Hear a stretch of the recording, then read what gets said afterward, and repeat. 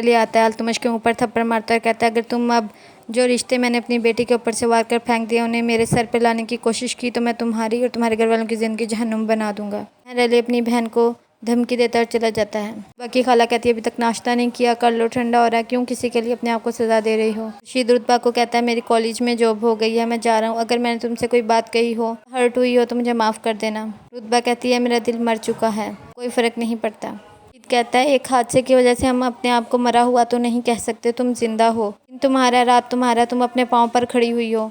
रुतबा कहती है तुमने सब चीज़ों का जिक्र किया लेकिन मोहब्बत का नहीं किया। खुर्शीद कहता है एक शख्स जो तुम्हें छोड़कर चला गया, एक नाकाम मोहब्बत इंसान की सबसे बड़ी ताकत होती है। उसका अपनी अम्मी को कहती है मामू बहुत गुस्से में गए हैं खाला की तरफ, ये ना हो मेरा नाम ही ले दें। तभी मेहर अली आ जाता है इनके घर। मेहर अली रौनक से कहता है तुमने मज़ारे के बेटे से छुप कर निकाह किया, बाद में मैंने तुम्हारा तलाक करवाया और तुम्हारे बचपन के मंगेतर से शादी करवाई। मैंने तुम्हें जायदाद से आग कर दिया था, ये मैं था जिसने तुम लोगों का हिस्सा दिया है। सबसे महंगी प्रॉपर्टी के कागजात हैं। अज़का और अल्तमश का निकाह होता है तो मैं अज़का के नाम ट्रांसफ़र कर दूंगा। शीद कहता है खालू सारे काम मैंने कर दिए, अगर कोई रहता है तो बता दे। रौनक सनोबर के पास आती है और कहती है भाईजान ने कहा है कि ये ज़मीन अज़का के नाम तभी होगी जब अल्तमश से उसकी शादी होगी, अब आप मुझे इस्लाह करके बता दीजिएगा। मेहर अली कहता है बेटा मेरी तुमसे एक रिक्वेस्ट है, कल तुम्हारा और रुतबा का निकाह है।